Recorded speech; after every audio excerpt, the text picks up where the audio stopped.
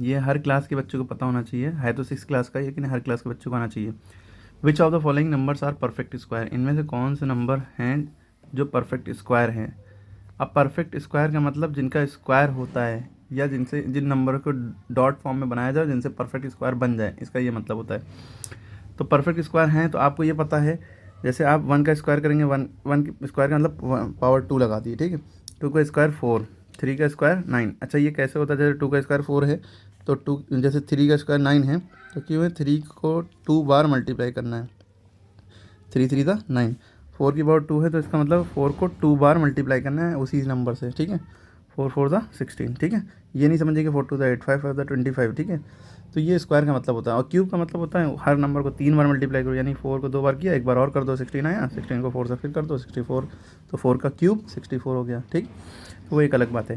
तो ये पहले सारे स्क्वायर याद होना चाहिए, ठीक। 1 का स्क्वायर 1, 2 का स्क्वायर 4, 3 का 9, 4 का 16, 5 का 25, 6 का 36, 7 का 49, 8 का 64, 9 का 81, 10 का 100, 11 का 121, 12 का 144, 13 का 169, 14 का 196, 15 का 225, 16 का 256, 17 का 289, 18 का 324, 19 का 361 और 20 का 400 हो जाता है, ठीक है।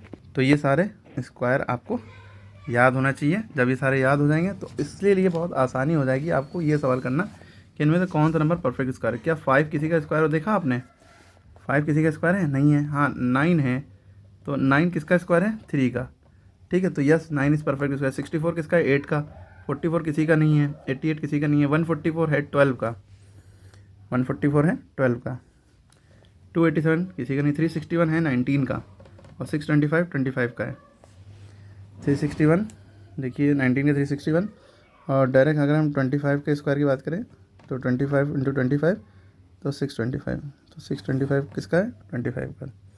क्लियर हो गया बात? तो इसी तरह से स्क्वायर आपको कम से कम 20 तक तो याद ही होना चाहिए, वरना अब मान लिए कि आपको नहीं याद है तो अब आपके पास जैसे 64 का बताना है कि परफेक्ट स्क्वायर है कि नहीं है, तब आपको ये करना पड़ेगा कि 64 का आप स्क्वायर रूट निकालिए।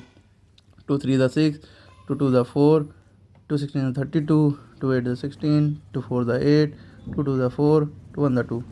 अब आप स्क्वायर रूट कैसे निकालते हैं भाई? 64 का है तो कितना है? 1 2 3 4 5 6 बार 2 आया, 1 2 3 4 5 6 बार 2 आया। आप दो दो का पेयर बनाएंगे, इसका इसका इसका, 2 के पेयर बाहर, इसका 2 का पेयर बाहर निकला, इसका 2 का पेयर बाहर निकला, 2 टू द 4 टू द 8। तो ये 8 का स्क्वायर है 64, ये तो पता चल रहा है। लेकिन इससे आपको ये पता, अगर पेयरिंग बन गई, कोई 2 एक्स्ट्रा नहीं बचा, तब तो आपका ये परफेक्ट स्क्वायर है 64, या कोई भी नंबर जिसकी पेयरिंग बन गई वो परफेक्ट स्क्वायर है। 2 2 की, 3 3 की, या 4 4 की, कोई एक्स्ट्रा नंबर नहीं बच रहा है, यानी यहाँ 3 या 4 या कोई एक्स्ट्रा 2 नहीं बच रहा है, ठीक है। तो परफेक्ट स्क्वायर नहीं है।